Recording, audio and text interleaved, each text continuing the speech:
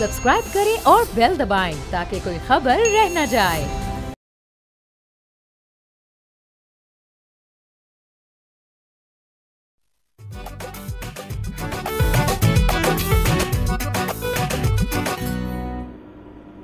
अस्सलाम वालेकुम, बोलो जनाब। मैं बहुत बहुत खुश आमदीद। मैं हूँ असद निज़ामी, मेरे साथ हैं अली आफ्ताब। सर क्या हाल है? सर मेरा हाल वही है और मुझे इस चीज़ की खुशी है कि आज आपका भी हाल मेरे वाला है।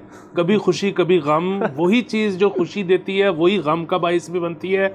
आप बताएं कि आज आपके साथ क्या हुई है। सर मैं ये बतौर पूरा टॉपिक करना चाहता हूँ, लेकिन अनफॉर्चुनेटली मेरे पास जो इस वक्त तक इन्फॉर्मेशन है सिर्फ उसकी बेसिस पे ये पूरा टॉपिक किया नहीं जा सकता। सर एनर्जी जो है वो इस मुल्क का, हम सबका, शहरियों का एक बहुत बड़ा कंसर्न है। एक इन पिछली गर्मियों में एक बहुत बड़ा मसला रहा है। बिजली के बिल, उनकी शिद्दत, लोगों से पे नहीं किए जा रहे, रॉन्ग बिलिंग, ओवर बिलिंग, बहुत सारे मसले मसाइल हुए हैं।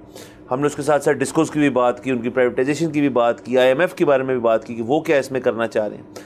लेकिन सर उसके बाद एवरीथिंग चेंज्ड। जैसे ही सर्दियाँ आना शुरू हुई या सर्दियों की आमद थी, हमें हुकूमत ने कहा कि अब आपने घबराना नहीं है। तो जब सर को घूमती है एहलकार के आपने घबराना नहीं है ना, तो मुझे घबराहट होती है। अच्छा, तो उन्होंने कहा जी 26 रुपये जो है हम फ़ी यूनिट जो है उसको कम कर देंगे, प्राइस भी एडजस्ट कर देंगे। उसके अलावा आप बिजली खुल के इस्तेमाल करें। बेसिकली ये था कि पिछले साल इन्हीं महीनों में जितने यूनिट आपने इस्तेमाल किए थे, आप उससे जब ज़्यादा यूनिट इस्तेमाल करेंगे तो ऊपर वाले यूनिट्स 26 रुपये पर, यस माय अपॉलॉजीज, 26 रुपये उसके ऊपर वाले पर लगेंगे। अच्छा, बेहतरीन था। ये पहले एक खबर लगी सिंगल कॉलम, उसके बाद ये खबर जो है ये बढ़ते बढ़ते अब तो आज के दिन तमाम बड़े अखबारात के अंदर ये इश्तिहार की सूरत में हमें नज़र आई, जिसमें मियां शहबाज शरीफ साहब जो हैं ये कह रहे हैं इसके अंदर कि जी हम ये रिलीफ दे रहे हैं कंज्यूमर्स को। ना सिर्फ ये बल्कि उसके अंदर छोटी छोटी तस्वीरें भी लगी हुई थी कि इलेक्ट्रिक गीज़र की भी लगी हुई थी और दीगर चीज़ें जो सर्दियों में आप बिजली से इस्तेमाल करते हैं अपने आप को गर्म रखने के लिए, कि आप उनको इस्तेमाल करें। मोटिवेट किया जा रहा है सर कंज्यूमर को कि आप बिजली इस्तेमाल करें ज़्यादा। और जो 2 अखबार मेरी नज़र से गुजरे हैं उसमें तो ये हाफ पेज के इश्तिहार जी, हाफ पेज के इश्तिहार था। इसके साथ ही पंजाब गवर्नमेंट जहाँ पंजाब जो लाहौर के अखबार आते हैं उनके अंदर सोलर पैनल्स का भी था, लेकिन उसकी बात हम नहीं करने आ रहे। मेरे साथ सर पिछले 3 हफ्तों से, या मुझे लगता है 3 से मैं इसको देख रहा हूँ, ज़्यादा देर से हो रहा होगा कि हर संडे आज के दिन मेरे घर पे जो इलाका मतलब DHA का है वहाँ पे बिजली जो है सुबह 7 बजे जाती है और 3 बजे आती है। अब मैंने फिर एक संडे तो मैंने कहा चलो कुछ मसला हो गया होगा, रहने दो, इतना आपको भी सख्त नहीं होना चाहिए हुकूमत के ऊपर। दूसरे हफ्ते हुआ तो मुझे ज़रा गुस्सा चढ़ा। आज के दिन जब ये हुआ तो मैंने फिर 2-4 फ़ोन किए और लोगों से पूछा, तो सर पता चला कि ये एक ना ग्रिड मेंटेनेंस की मद में ये हो रहा है। ना सिर्फ ये उन ग्रिड स्टेशंस पे हो रहा है जो ग्रिड स्टेशंस जो है वीक हो चुके हैं। ये लफ्ज़ मेरा नहीं है, ये जो मेरी सोर्स है उन्होंने कहा कि सर आपका ग्रिड स्टेशन वीक है। मैंने कहा यार इस चीज़ का क्या मतलब होता है कि आपका ग्रिड स्टेशन वीक है? नहीं, और वैसे भी उसको विटामिन खिलाएं फिर कुछ करें। और मैंने कहा कितनी देर से हो रहा है सर? तो वो कहता है पता नहीं काफ़ी देर हो गई है। तो उसको भी एग्जैक्ट अंदाज़ा नहीं था। अब मेरा सर इससे सवाल पैदा होता है कि एक शख्स को संडे के दिन जब तमाम लोगों ने घर पे होना है, समेत बच्चे, बुजुर्गान, आप, तब तो आपको बिजली चाहिए। आप चाह रहे हैं कि कंजम्पशन बढ़े लोगों की, लोग राशन ना करें, यूज़ करें बिजली, क्योंकि आपने रिलीफ भी दी है। अब संडे में एक तो मेरा इलाका हो गया, कई और इलाके हैं जहाँ पे आप बिजली नहीं देते, 7-7 घंटे 8-8 घंटे वहाँ पे बिजली नहीं है। तो व्हाट इज़ गोइंग ऑन? ये कौन सी मेंटेनेंस है? अच्छा, और ये मेंटेनेंस जो है ये भी पता किया मैंने कि जी ये मेंटेनेंस कब होती है। कहते हैं maintenance is only allowed on Sundays. तो सर सिर्फ इतवार के रोज़ ये एक मुस्तकिल लोड शेडिंग जो है ये होती है। ये पता नहीं कितनी देर होनी है और ये किस किस के साथ होनी है। अच्छा देखिए, मेरा तो बहुत ही वीक ग्रिड स्टेशन। आपका वीक है? बहुत वीक है। और हमारे यहाँ पे हर जुमेरात होती आ रही थी बहुत सालों से। अच्छा, मतलब ये कोई मैं आपको 1-2 महीने की बात नहीं, सालों से सुबह 8 बजे जाती है, दोपहर 3 बजे आती है जुमेरात वाले। ये अभी 3 हफ्ते हुए हैं कि उन्होंने जुमेरात से संडे कर दिया। हमें जुमेरात का भी सर्कुलर मिला हुआ था, ऐसे नहीं था कि हमें बगैर बताए अनअनाउंस्ड होती थी। सालों और अब पिछले 3 हफ्ते से वो जुमेरात से संडे हो गया। सो हम तो यूज टू हैं। अच्छा, कई लोग, आपका भी मुझे लगता है ऐसे कि शायद वीकडे कोई आपका और था जिसमें आपको पता नहीं लगता था, क्योंकि आप सुबह सुबह तैयार होके चले जाते थे, पीछे घर वाले झेलते थे। अब जब से संडे को हुआ तो आपको अंदाज़ा हुआ है कि अच्छा ओ ये भी एक चीज़ है। सो बुनियादी बात यह है कि एक दिन मेंटेनेंस जो है वो होते चली जा रही है। ये पता नहीं कौन सी मेंटेनेंस, ये बेसिकली मुझे लगता है कि ये तो बेगमात से भी ज़्यादा हाई मेंटेनेंस है सर, बहुत हाई मेंटेनेंस डिस्को है सर। तो इसका जो है मतलब अगेन कोई इलाज निकाले, कोई इसको विटामिन्स खिलाएं, कोई इसको जिम करवाएं या फिर हमें ये ढकोसला हमसे छीन लें। अच्छा, और दूसरा ये जो बार बार आप इस्तेमाल कर रहे थे लफ्ज़ रिलीफ का 26 रुपये वाला, वो रिलीफ नहीं है, वो चाहते हैं कि आप ज़्यादा इस्तेमाल करें। अच्छा, और हम हुकूमत को पता नहीं कितने सालों से ये मशवरा दे रहे हैं कि आप ये जो आप टैक्सेस जो आपने लगाए हुए हैं इसके ऊपर, बिजली के ऊपर, हम कैपेसिटी चार्ज की बात नहीं कर रहे, वो ठीक है, इसके अलावा जो टैक्सेस लगाए हुए हैं वो अगर आप कम कर दें, ख़त्म कर दें, बल्कि उनका तुक्की कोई नहीं है, तो वैसे ही बिजली ज़्यादा इस्तेमाल होनी शुरू हो जाएगी। और जब बिजली ज़्यादा इस्तेमाल होनी शुरू हो जाएगी तो आपको कैपेसिटी चार्जेस भी कम दिखेंगे, नंबर 1। नंबर 2, आपकी शायद इंडस्ट्री चल पड़े। नंबर 3, पाकिस्तान ने कभी ना कभी अगर तरक्की करनी है तो एनर्जी इस्तेमाल होगी तो करेगा। Yes exactly sir. देखें, दूसरा आपने टैक्सेस का जिक्र कर दिया। एक तो मैं बताता चलूँ, अभी मुझे पता चला है अपने प्रोड्यूसर के थ्रू कि ये कोई आपके और मेरे इलाके में नहीं हो रही, ये शायद तमाम लाहौर में ऐसे ही हो रहा है बड़ी देर से। बिल्कुल। तो ये एक शहर वाइड इशू है जिसको मेरे ख्याल में वाहिद हमारा ये प्लेटफॉर्म है जो इसको डिस्कस करना चाह रहा है कि जी एक तरफ आप कह रहे हैं कि यार आप ज़्यादा यूज़ कर रहे हैं, एक तरफ ये हो रहा है, आप फैसला कर लें, आप फैसला कर लें कि आप चाहते क्या हैं। दूसरा सर, टैक्सेशन के ऊपर sir, every tax under the roof, अगर किसी ने टैक्स लॉ की पढ़ाई मुकम्मल नहीं की ना और वो टैक्स अकाउंटेंट बन गया, उसको कुछ करने की ज़रूरत नहीं है। वो बिजली के बिल खोल के देख लेंगे किस किस किस्म का टैक्स होता है। हर टैक्स, वो एडवांस हो, वो इनकम हो, वो फलाना हो, फर्दर हो, मतलब फर्दर टैक्स का मतलब वो पीटीवी मतलब सर अब मुझे समझ नहीं आती फर्दर टैक्स क्या होता है। कि मतलब एक अजम्पशन है कि आप जिंदगी में आगे जाके मजीद तरक्की करेंगे। हाँ, तो हम अभी उसके ऊपर टैक्स लगा रहे हैं। इसको उर्दू में कहते हैं मजीद बरा टैक्स। तो सर आपने इतना मजीद नहीं होना, ठीक है, आप मजीद ना हो, आप मजीद हो जाए। तो आप कोई किस किस्म की पॉलिसी बनाएं जिसके अंदर आप कंज्यूमर को वाकईतन देखिए। एक इश्तिहारात के ऊपर बड़े पैसे खर्चते हैं, मुझसे बेहतर किसको पता होगा सर कितने पैसे खर्चे जाते हैं इश्तिहारात के ऊपर। अब एक इश्तिहार आपने शाया की है और लाहौर के अंदर बहुत सारे इलाके हैं जिन्होंने संडे को, मतलब आज के दिन आयर नहीं देखें, आज के दिन वो इश्तिहार लगा हुआ है, तकरीबन हाफ पेज का ऐड, और वो जब कुछ सुबह अखबार पढ़ेगा शख्स और वो देखेगा ऊपर और बत्तियां नहीं आ रही तो वो क्यों और बिजली इस्तेमाल करेगा। आज के दिन जिनके घर में फ़र्ज़ करें जनरेटर लगे हुए हैं, उन्होंने तो डीजल चंगा भला साड़ा होगा, पेट्रोल पंप्स की मौजें हुई हैं। आज जिनके पास जनरेटर नहीं है उन्होंने अपनी यूपीएस की बैटरीज जो हैं वो ज़ीरो लेवल पे लेके गए होंगे, और जिनके पास ये दोनों चीज़ें नहीं हैं तो आज चले स्मॉग कम थी, वो बाहर जाके कहीं फिरने फुरने चले गए होंगे। लेकिन सर फ़र्ज़ करें आज के दिन ये सब कुछ हो रहा होता और स्मॉग होती 900, तो बंदा किधर था? उसको सर घर पे बैठ के किताब पढ़नी पड़ती। देखिए, मैं वही तो कह रहा हूँ कि जिस तरह हमारे यहाँ पे ये काम जो रात को हुआ करता था, अब इसको संडे पे ले गए हैं, यानी कि लाहौर के कई इलाके हैं जिनको संडे पे कर दिए, लेकिन बहरहाल कम इलाके होंगे जहाँ मंडे को जाती होगी या ट्यूसडे को जाती होगी। किसी ऐसे दिन इश्तिहार छाप लेते। आप देखें, ये इनमें ना सेंसिटिविटी नाम की कोई चीज़ ही नहीं है। इनको कोई फ़र्क नहीं पड़ता कि लोग पढ़ के क्या सोच रहे हैं, क्या समझ रहे हैं, इनको क्या कह रहे हैं, इनको कोई, इन्होंने करना टोटल पूरा। ये फ़ोन करके पूछते हैं अखबार इश्तिहार छपिया सी ओके। हाँ सर, और मुझे अभी तक समझ नहीं आती ये जो है ना, जो सर वैसे तो मैं समझता हूँ इस चीज़ को कि सर न्यूज़ प्रिंट जब हाथ में है, उस पर स्याही ताज़ी हो सुबह सुबह और उस पर इश्तिहार लगा और उस पर खुद आप नज़र आ रहे हो तो मज़ा तो बड़ा आता है। लेकिन सर फिर आप ये देख लेना कि एक और बहुत बड़ा मसला है कि जहाँ दीगर शहरों में दिन के वक्त आज बत्ती नहीं थी, दीगर इलाकों में शहर में बत्ती नहीं थी, वहाँ जैसी शाम होती है तो पूरा कनाल लेट हो जाता है, वहाँ पे बत्तियाँ लगी होती हैं। अब मुझे नहीं पता कितना को बिल आता होगा उसका, या मतलब इतना कम भी नहीं होता होगा, शायद इतना ज़्यादा भी ना हो, बट हुकूमत थोड़ी देती है। हाँ हुकूमत, बट द पॉइंट इज वो जो टोटल होता है ना, वो डिस्ट्रीब्यूट होकर ग्रिड के थ्रू हमारे बिलों में आ जाता है, हम ही देते हैं टैक्स, ब्यूटिफिकेशन टैक्स। तो पर सर एक पॉइंट ये है कि आप थोड़ा सा इसके ऊपर गौर करें और इस सारी चीज़ को आप किसी तरह बांधे ना, मतलब हमें समझाएं ना। बेसिकली आप सबसे पहले तो क्लैरिटी लेके आए अपने आप में, उसके बाद आप हमें बताएं। और फिर हम फैसला करेंगे एज अवाम के हमने क्या करना है। बिल्कुल। तो सर अगेन जब हमें इसके ऊपर मजीद कोई डिटेल मिलेगी कि असल में ये हाई मेंटेनेंस ग्रिड स्टेशन जो हैं इनका मूड इतना ख़राब क्यों है, तो शायद सर उसमें हम भी कुछ कर सकें। मतलब हम जाएं सर किसी एक ग्रिड स्टेशन के पास और हम थोड़ा सा उसको लाड करें, तो प्यार के भाई ना नाराज़ हो, क्या मसले वाली बात है। क्योंकि अगर ठीक होना होता तो सर 3 संडेज़ में ठीक हो जाना था।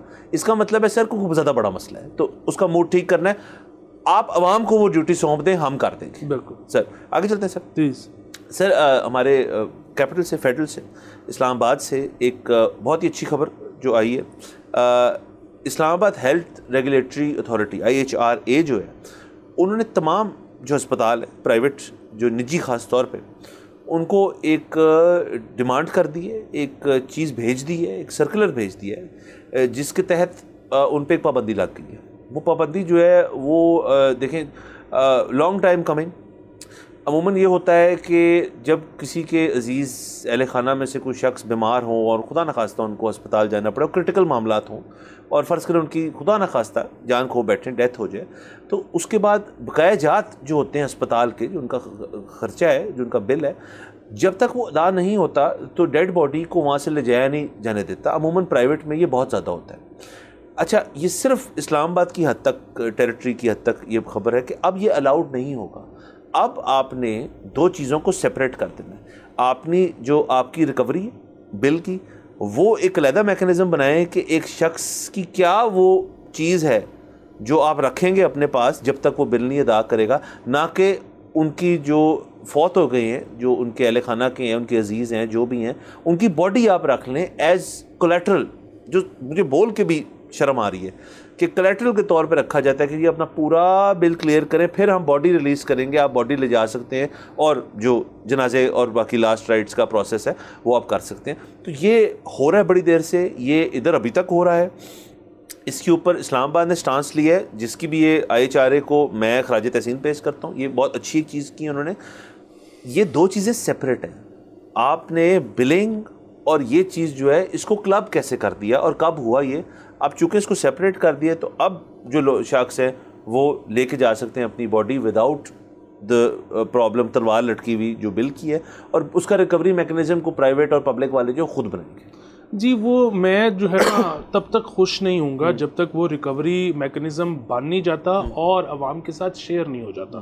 कि देखें उसकी वजह पता है क्या है, ये लाहौर में औरों के साथ क्या, ये हमारे अपने साथ हो चुका है कि मरीज़ की सर्जरी होनी थी और उन्होंने कहा कि ज़ाहिर है डॉक्टर सर्जरी से पहले ख़ुद भी नहीं अक्सर उनको पता होता कि एग्जैक्टली क्या कुछ करना पड़ेगा या क्या कुछ लगाना पड़ सकता है। तो वो अक्सर कहते हैं कि जी इतने पैसे भी लग सकते हैं, इतने भी लग सकते हैं और इतने भी लग सकते हैं, सो आप मैक्सिमम इतने का बंदोबस्त कर लें।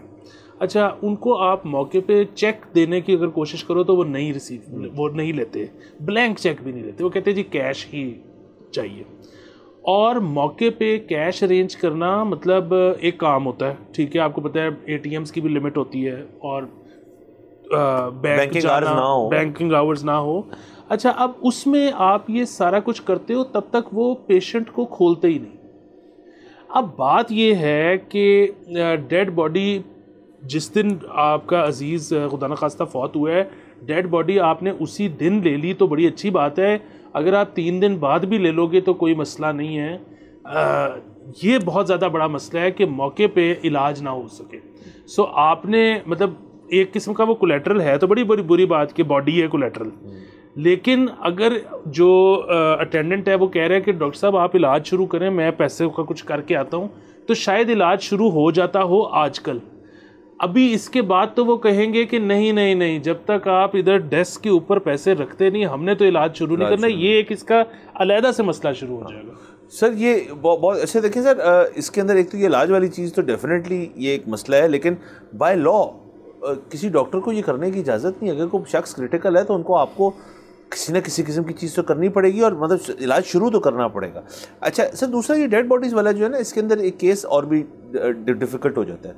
अच्छा, ये लोगों की एक मिसकंसेप्शन है कि तमाम तर जो अस्पताल हैं उन सब में मॉर्ग होता है, उन सब में कोल्ड स्टोरेज होती है।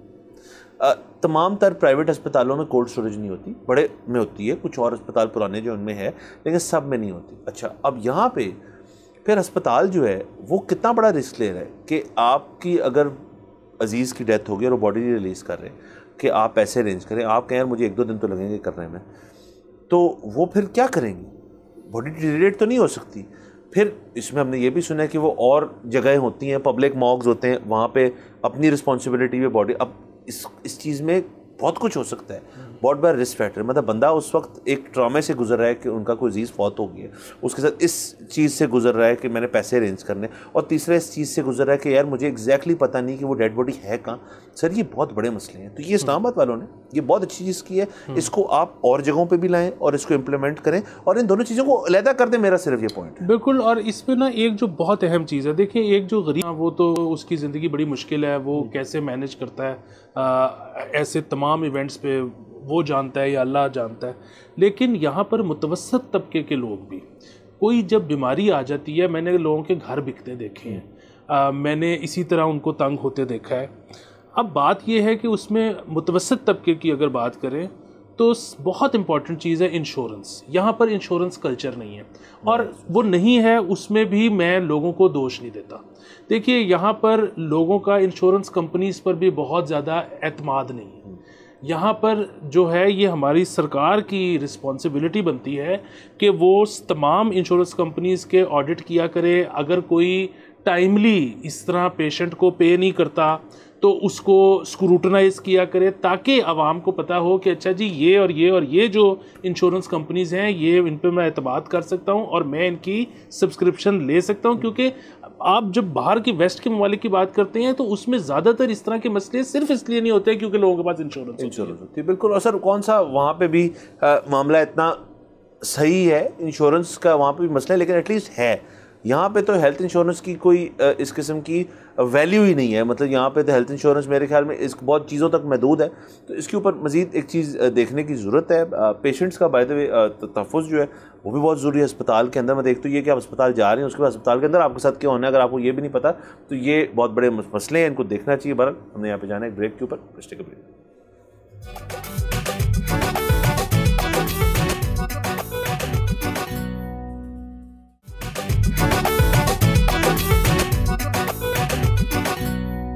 Welcome back from the break. आप देख रहे हैं बोलो जनाब। सर थोड़ी सी बात कर लेते हैं इस चीज़ के ऊपर कि अब कंटेंट कंजम्पशन जो है उसके अंदर एक चेंज आ गया है।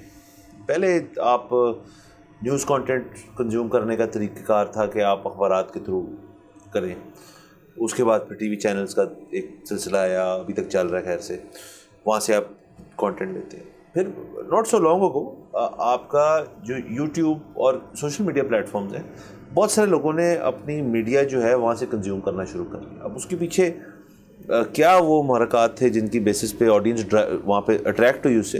वो एक तो ये था कि आप किसी बैनर के नीचे नहीं हैं और आप अपनी जो ओपिनियन है वही वॉइस कर रहे हैं, और बड़े वाज़ेह तौर पे अपनी ओपिनियन आप वॉइस कर रहे हैं। ज़ाहिर है हर चीज़ के अंदर अनासर होते हैं बायसनेस के, और वो फिर इल्ज़ामात भी लगते हैं। लेकिन आप ये कह सकते हैं कि जी एक शख्स जो है वो अपने ही चैनल पे अपनी ही बात खुद से अगर दोहरा रहा है तो उसकी लाइबिलिटी और उसका जो सब कुछ बात कर रहा है वो उसकी ओनरशिप लेता है। अच्छा, इसी के अंदर फिर सियासी पार्टीज़ ने अपने आप को बहुत इन्वेस्ट कर लिया। पीटीआई नेमली वो सबसे पहले एक पार्टी थी जिसने अपना वेट जो है कन्वेंशनल मीडिया मैकेनिज़म्स पे नहीं डाला बल्कि अल्टरनेटिव मीडिया मैकेनिज़म्स पे ज़्यादा डाला, और एक फ़रोग़ दिया एक ऐसी इंडस्ट्री को जिसके अंदर स्पेस क्रिएट हुई और लोग आए, बहुत सारे लोग आए।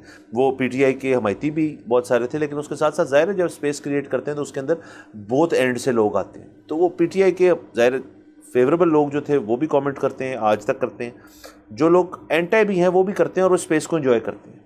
अच्छा, एक वाक़या पेश आया सर लाहौर में ही, आपके हमारे दोस्त हमारे कॉलीग मीडिया इंडस्ट्री का एक हिस्सा है सईद मुज़म्मिल शाह, इस चैनल पे भी रह चुके हैं, अब किसी और चैनल पे अपना शो भी करते हैं, और सोशल मीडिया यूट्यूब पे उनका अपना चैनल भी है जिसके ऊपर वो अपनी डिफरेंट किस्म की वीडियोज़ जो हैं उससे अपना ओपिनियन एक्सप्रेस करते हैं।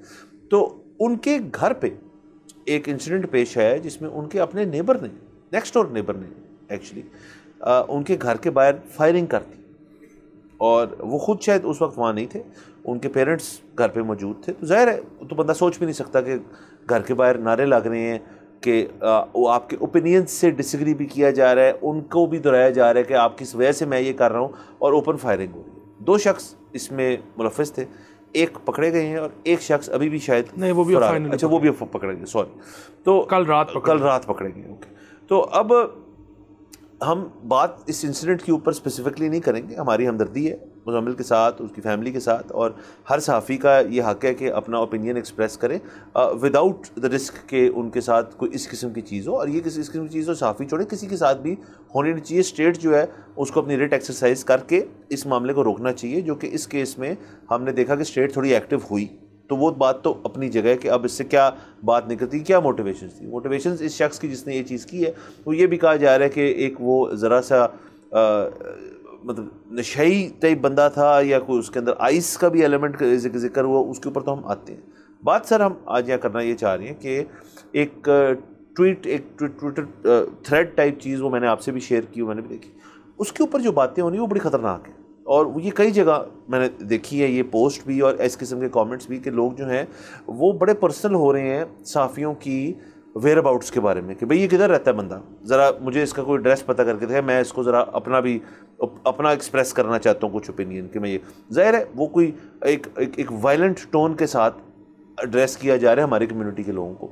अच्छा, अब ये सारे अनफॉर्चुनेटली इस केस में वो लोग हैं जो एंटी PTI ज़रा बात करते हैं, उनको एक बेसिकली टारगेट किया जा रहा है, मुज़म्मिल इंक्लूडेड। अब मैं ये बिल्कुल नहीं कह रहा कि वाहिद PTI वाले ही हैं जो इस किस्म की चीज़ करते हैं, ये मेरे ख्याल में अक्रॉस ऑल पार्टी लाइंस ये चीज़ एक हद तक शायद होती हो, जिसमें वायलेंट एक्ट्स जो हैं वो हमें कुछ तो शायद पता भी नहीं चलते, जो पता चल जाते हैं उसमें तादाद PTI नुमा लोगों की अनफॉर्चुनेटली ज़्यादा है। इसकी क्या वजह है, इसको रोकना की क्या, कैसे रोका जाए? और नंबर 3 कि हमारी जो कम्युनिटी के लोग हैं, मतलब ये तो देखें ना, एक तो बंदिश हो सकती है आपकी पॉलिसी की वजह से, विच इज़ फाइन, अगर आप किसी इदारे के बैनर के नीचे तो उनकी पॉलिसी का आपको थोड़ा पता सोचना समझना पड़ता है। दूसरी किस्म की चीज़ ये कि आपका पर्सनल को बायस हो तो वो हो सकता है। लेकिन अब तीसरा डेटरेंट सर जो एक आगे अपनी वॉइस को मजल करने के लिए, वो ये है कि आपके घर पर को पहुँच जाएगा, ये बात तो समझ नहीं आई। देखिए, बात यह है कि मैंने ना इनके तस्वीर देखी है, ये गिरफ़्तार हो गए हैं साहब जिन्होंने फायरिंग की थी, उनकी जो FIR है वो अभी तक मेरे हाथ नहीं लगी। सो FIR अगर एक दफ़ा मैं पढ़ लूँगा तो ज़रा कंफर्मेशन आ जाएगी कि इनकी उम्र कितनी है अभी। लेकिन तस्वीर देख के मुझे लगता है कि ये 30-32 साल से ऊपर के नहीं हो सकते, उससे कम होंगे, ऊपर के नहीं होंगे। और अ लाइफ वेस्टेड। देखिए अभी तो, और बल्कि मैं ये कहता हूँ कि ये तो अभी शुक्र अल्हम्दुलिल्लाह कि मुज़म्मिल को कोई नुकसान नहीं पहुँचा। देखिए खुदा ना खास्ता अगर उसको नुकसान पहुँचता तो फिर क्या होता। ये साहब ये समझते हैं कि उसके बाद मुज़म्मिल का वाले मकतबा फ़िक्र के लोग अपनी ओपिनियन देना बंद कर देंगे। ऐसा तो नहीं होगा। दुनिया में आप कुछ भी कर लें, उसको मज़ीद फ्यूल मिलेगा। बिल्कुल, दुनिया में आप कुछ भी कर लें, ख्यालात की तरवीज नहीं बंद हो सकती। ठीक है, और ये तो इस मुल्क में आप, ये एक फ़र्द की कोशिश थी, इस मुल्क की रियासत ने भी कोशिश करके देख ली है, ख्यालात की तरवीज नहीं बंद हो सकती। ठीक है,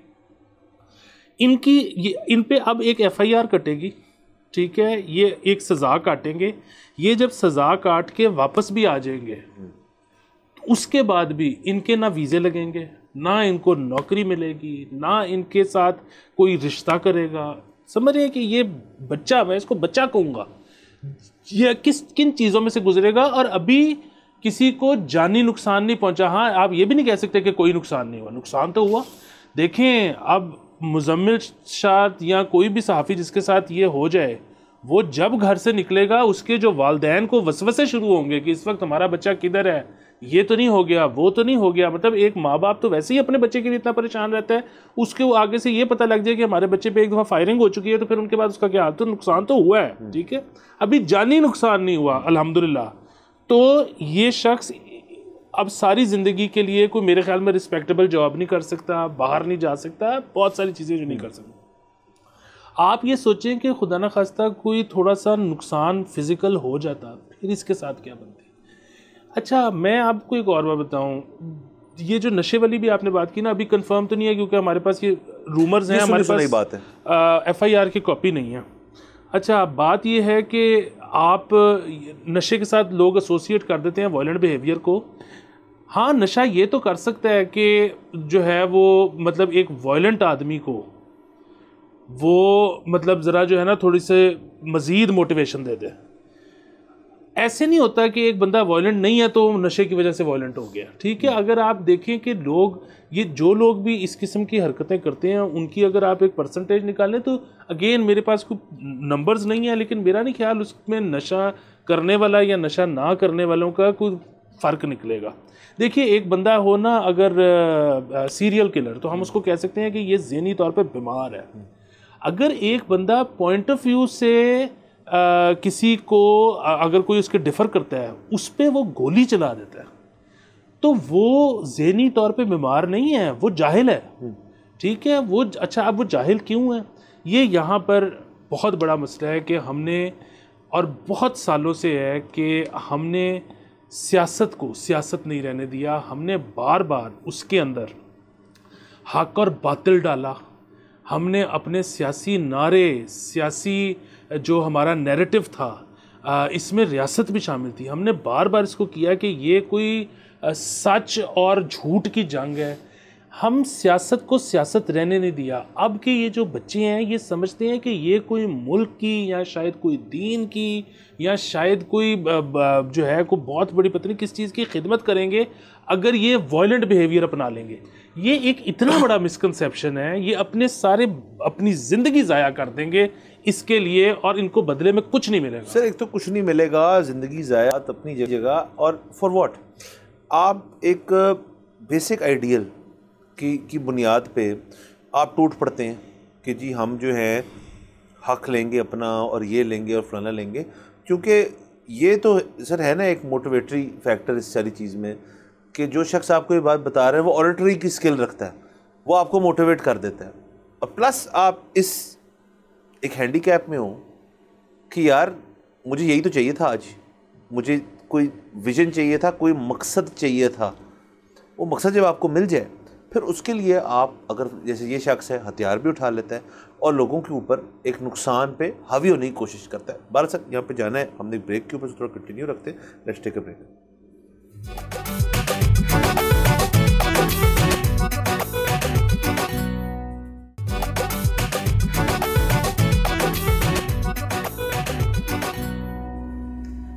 welcome back from the break. आप देख रहे हैं बोलो जनाब। अच्छा सर, लाहौर के अंदर आपको पता है सर चीज़ें होती रहती हैं। तो सर PHA हॉर्टिकल्चर एसोसिएशन जो है उनकी तरफ से एक नया मंसूबा जिसके लिए 350 मिलियन रुपीज़ 35 करोड़ रुपया मुख्तस किया गया। 3 फर्म्स को शॉर्टलिस्ट किया है जो कि इस प्रोजेक्ट को मुकम्मल करेंगी। कनाल के ऊपर फ्लोटिंग रेस्टोरेंट जो हरबांसपुरा इलाके के अंदर होगा, इसके साथ साथ एक पिकनिक स्पॉट जो वहाँ पे मोर और लेस अब अबेंडेंड है और उसकी अपकीप। तो ये 2 मुश्तरका प्रोजेक्ट्स होने को जा रहे हैं। कहा जा रहा है इसके अंदर के लॉरियों को एक रेस्टोरेंट का एक्सपीरियंस जो है, सीनिक व्यूज़ और एक अलग किस्म की चीज़ जो है वो मिलेगी। तो आपको पता है हम इस चीज़ के हक़ में है कि एक्टिविटीज़ बढ़े। आया ये वही 2 एक्टिविटीज़ मर्ज हो रही हैं जो हमारा एक शौक़ है जिसके अंदर एक खाना है और दूसरा है कि घर से बाहर जाए खाना खाना। तो उन्होंने उसके अंदर एक एडिट फ्लेयर डाल दिया है कि वो कनाल के ऊपर ही उन्होंने रख दिया उसको। तो ये अच्छी चीज़ सर एक तो है। बाकी दुनिया में सर ये जो कॉन्सेप्ट है ये थोड़ा डिफरेंट है। इसके अंदर अमूमन अमेरिका के अंदर जो फ्लोटिंग जो आपकी जगहें होती हैं वो इस्तेमाल होती है कसिनोज के तौर पे, क्योंकि आपको वहाँ लाइसेंस लेना ज़्यादा आसान होता है क्योंकि वो इसेंशली स्ट्रेट लाइन्स के ऊपर नहीं होता, तो उसके ऊपर आप लाइसेंस ले सकते हैं। तो लेकिन ये रेस्टोरेंट्स का भी एक कल्चर है इस किस्म की जगहों पे और आई थिंक जो उनकी एफ़र्ट है वो अच्छी है। बाकी थोड़ा बजट मुझे कम लगा सर। मतलब इसमें तो आजकल घर बन रहे हैं तरह तरह के, तो ये इतने में कर लेंगे तो ये बहुत चीज़ होगी और ऐसा मंसूबा बन जाए तो हम सब जाना चाहेंगे जी। यकीनन मेरे ख्याल में बहुत अच्छी बात है कि इसको कम पैसों में बना रहे हैं। हाँ। उसकी वजह ये है कि पैसे ज़्यादा तो किसी भी चीज़ में लगाए जा सकते हैं, जितने मर्जी ज़्यादा लगा लो। हाँ, लेकिन लाहौर में ख़ास तौर पर इस तरह की चीज़ करते हुए आपको ये हमेशा पता होना चाहिए कि ये आपका 3 से 4 महीने चला करेगा, क्योंकि यहाँ पर जो एक्सट्रीम गर्मी होती है जो कि कम से कम 9 महीने होती है उसमें लोग आउटडोर इस किस्म की एक्टिविटी का अमूमन हिस्सा नहीं बनते जिसमें उन्होंने आउटडोर बैठना हो। मतलब वो अगर तो कोई इनडोर वाला मामला हो तो वो तो ठीक है एसी के साथ, लेकिन आउटडोर मतलब पैसे खर्च के आप पसीनों पसीन नहीं होना चाहते। सो इसीलिए आप देखें कि लाहौर में फूड कोर्ट्स खुलते हैं, जो अगेन एक तो होता है शॉपिंग मॉल वाला जो एयर कंडीशन होता है, उसकी बात नहीं कर रहा। जो दूसरे जो आउटडोर वाले होते हैं वो सर्दियों में वो सर्दियों में ही खुलते हैं, बेतहाशा चलते हैं, और गर्मियों में हमें पता लगता है कि वो तो फ्लॉप हो गए, उनकी जगह अब कुछ और बन रहा है। सो इसको क्योंकि ये सरकार की ज़मीन है, मतलब नॉट ज़मीन पानी वटेवर, तो इनको जाहिर है वो उस तरह से किराया नहीं देना, इनको शायद गर्मियों में उस तरह से इसकी आप कीप ना करनी पड़े, तो सर्दियों में चलाने के लिए साल में 4 महीने कम ही बजट रखना चाहिए। क्योंकि अगर कोई चीज़ फीजिबल ना हो, वो अपने पाँव पे खड़ी ना हो सके, एज इन वो अपना ख़र्चा ना निकाल सके, तो फिर वो चाहे किसी के लिए प्राइवेटली ओन्ड हो चाहे सरकार की हो, वो ज़्यादा देर चलती ही नहीं। तो मकसद यही है कि 4 महीने में ये अपना ख़र्चा निकाल लिया करें। हाँ सर, और ज़ाहिर है इसके अंदर ज़ाहिर है हम भी not to sound like broken record, but इसके अंदर फिर 1 महीना और भी काम कर लें, क्योंकि 2-3 हफ्ते तो अब स्मोक का सिलसिला जो है वो भी आपको अलाउ नहीं करता कि आप इस किस्म की चीज़ करें। लेकिन रिगार्डलेस सर, ये जो एफ़र्ट है उसको हमें अप्रिशिएट करना चाहिए कि किसी न किस्म की एक्टिविटी जो है हुकूमती लेवल पे हो रही है, होनी चाहिए, ना कि आप पैसे मांग लें कि जी जश्न बारह मनाते हैं 1 अरब रुपए का। उससे बहुत बेहतर है कि आप अब चले जाएं माइक्रो प्रोजेक्ट्स के ऊपर। जो इलाके हैं आपके पास, इस तरह जिस तरह उन्होंने हरवांसपुरा को डेजिग्नेट किया, उस कनाल के थ्रू आउट उसके इर्द गिर्द कनाल इटसेल्फ जो है एक बड़ी अच्छा रियल इस्टेट है, जिसके ऊपर आप इसको एज अ पायलट प्रोजेक्ट समझ के फिर और जगहों पे भी ये चीज़ बना सकते हैं, क्योंकि कनाल तो आपका चल ही रहा है। और उसके अंदर मैंने तो सर बहुत दफ़ा इस शो पे शायद नहीं, वैसे मैं सोचता हूँ कि आपको तो बल्कि उसको यूज़ करना चाहिए एक ट्रांसपोर्ट रूट के लिए, ट्रांजिट रूट के लिए, जैसे बैंकॉक में जैसे होता है और जगहों पर होता है कि आप उसके ऊपर मतलब वो छोटी छोटी बोट्स जो हैं वो चला दें, और किसी ने अगर सफ़र भी करना है तो वो ट्रैफिक फ्री एक बोट के ऊपर भी बंदा जा सकता है। तो वो भी एक चार्म है उस चीज़ का। आप उस पर थोड़ा सा टूर भी करा सकते हैं लाहौर का, कि ये देखें इधर ये इधर वो इधर फलाना है। तो a lot of things can be done. Government को अब थोड़ा ये चीज़ें करनी पड़ती हैं, क्योंकि अगेन ये किसी गवर्नमेंट का मैंडेट होता है कि इंफ्रास्ट्रक्चर तो अपनी जगह ठीक है, underpasses and roads and overpasses, but ये चीज़ें भी साथ साथ अवाम बहुत सारी ऐसी होती है कि वो इन चीज़ों को ज़्यादा पसंद करते हैं। तो ये जितना आप करें, इसको अच्छी चीज़ है, इसको और एलिवेट करें और ऐसे माइक्रो प्रोजेक्ट्स जो लगाओ, प्राइवेट सेक्टर को इन्वॉल्व करें इसके। बिल्कुल, मतलब लोग तो खाना पसंद करते ही हैं बाहर पे, लेकिन ये एक किस्म की एक्टिविटी भी हो जाएगी। हाँ। जो आपने जश्न बहारा का जिक्र किया, उसमें तो जो अब सरकार करती है आप उसको सिर्फ देख सकते हो, आप कुछ कर नहीं सकते, एक्सपीरियंस नहीं कर सकते। अच्छा, इसी तरह देखें पाकिस्तान में आपको तो कई दफ़ा जो है ना क्रिटिसिज्म भी देखने को मिलता है कि जी सरकार हर वक्त सड़कें बनाई जाती हैं। देखें, एक तो उसमें इनका जो मकसद है वो ये होता है कि जी अच्छा जी फ्लो ऑफ ट्रैफिक बेहतर हो जाएगा तो लोग कम देर खड़े होंगे, पेट्रोल कम सड़ेगा, हमारा जो है वो ट्रेड डेफिसिट कम होगा। दूसरी एक और चीज़ होती है कि सरकार के लिए ना ये आसान तरीन तरीका होता है कि जी आप सड़क बनाओगे तो मज़दूर आएगा, मज़दूर को आप जब पैसे दे दोगे ना काम करने के, तो वो मज़दूर जाके डबल रोटी ख़रीदेगा। वो डबल रोटी जो बेचने वाला है वो एक फ्रीज़र रखेगा ताकि उसकी डबल रोटी ख़राब ना, वो इंडस्ट्रियलिस्ट से फ्रीज़र ख़रीदेगा, करते करते वो पूरी पैसा जो है ना सर्कुलेट हो जाएगा माशरे में, जब आप सबसे नीचे वाले को दे देते हो। अच्छा, इसी तरह अब ये सड़क के पैसे हो गए वो सरकार को अपनी जेब से देने पड़ते हैं। मतलब यहाँ पर कोई बाहर से आते हैं तो फ्लाई ओवर हो गया, ये अब सरकार को ऐसे प्रोजेक्ट्स भी बनाने चाहिए जिसमें लोग उनको पैसे दें, ठीक है, मतलब और इवेंचुअली तो लोग ही देते हैं। देखिए, अब वो कोई फ्लाईओवर भी बनता है तो उसके ऊपर टोल टैक्स लग जाता है, वो टोल टैक्स आप और मैं ही देते हैं। अब इनको खुद से ऐसे प्रोजेक्ट्स पिच करने चाहिए कि जो आवाम बाय कर लें। जिस तरह कल मैं MM आलम रोड पे वॉक कर रहा था, आपको पता है लाहौर की कमर्शियल एक रोड है जो कि अब बहुत यम पम कर दी गई है और बड़ी महंगी सड़क है, बहुत महंगी सड़क है। उसमें हमने देखा कि वो ना दुनिया की किसी भी हाई स्ट्रीट का मुकाबला कर रही थी। जब मैं पैदल चला तो मुझे अंदाज़ा हुआ, एक चीज़ उसमें बहुत अजीब सी लगी कि अभी तक खम्भे हैं टेढ़े और तारें लटक रही हैं। अच्छा, वहाँ पे रियल इस्टेट जितनी महंगी है, अगर ये एक उसका एस्टिमेट करवा लें कि जी इसको अंडरग्राउंड करने का इतने पैसे लगेंगे और ट्रांसफार्मर हम DHA की तर्ज पे सबको ऑफ़र कर सकते हैं कि आप अपना अपना ख़रीद लें, उसका टोटल इतना बजट बने, और वो बजट आप वहाँ पर जितने लोग प्रॉपर्टी ओन करते हैं उसके साथ शेयर करें कि जी आप हिस्सा डालते हैं ये करने के लिए, हर बंदे के हिस्से में इतने इतने पैसे आ रहे हैं डिपेंडिंग अपॉन कि उनके पास वहाँ पर कितने स्क्वायर फीट जगह है। हो सकता है वो बाय कर लें, अगर वो बाय कर लेते हैं क्या होगा? जाहिर है वो जो पैसे देंगे उसमें ना सिर्फ इस सारे की कॉस्ट शामिल होगी, इनका प्रीमियम भी शामिल होगा। सो सरकार उससे पैसे भी कमाएगी। दूसरा, वो जो पैसे आएंगे वो मज़दूरों को भी जाएंगे, जिससे इकोनॉमी का पहिया भी चलेगा। तीसरा, वहाँ पर बिजली का मसला हल हो जाएगा और ये सारा जो एग्जिस्टिंग इंफ्रास्ट्रक्चर है ये भी इनके पास आ जाएगा दूसरे इलाकों में देने के लिए।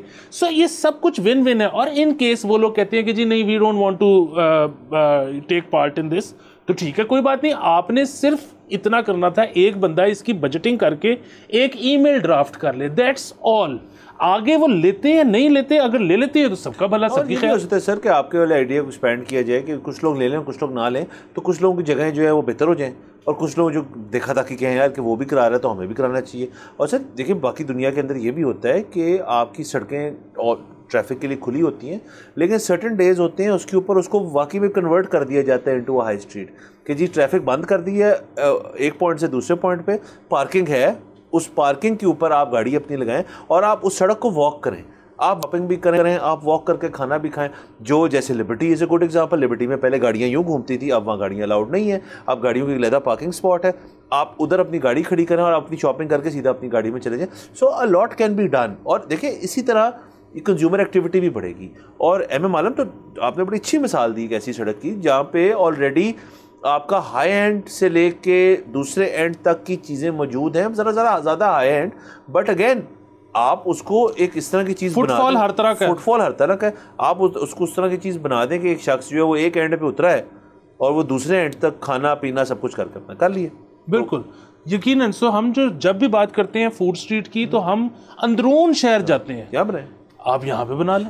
बिल्कुल सर। और अगर देखें, हमारा एक है बात के एक एसोसिएशन है लाहौरियों की फूड के साथ, और हम उस चीज़ की एक्टिविटी एंजॉय करते हैं फॉर नाउ, तो ठीक है, उसको एक्सप्लॉइट करें जितना कर सकते हैं, ये मिल्क करें उस चीज़ को। ये नो पन इंटेंडेड, ये PHA की एक अच्छी कोशिश है, हम इसको समझते हैं कि और चीज़ें होनी चाहिए। 12 सर वक्त ख़त्म हो जाता है, अगले हफ्ते आपसे इंशाल्लाह फिर मुलाकात होगी। खुदा हाफ़िज़।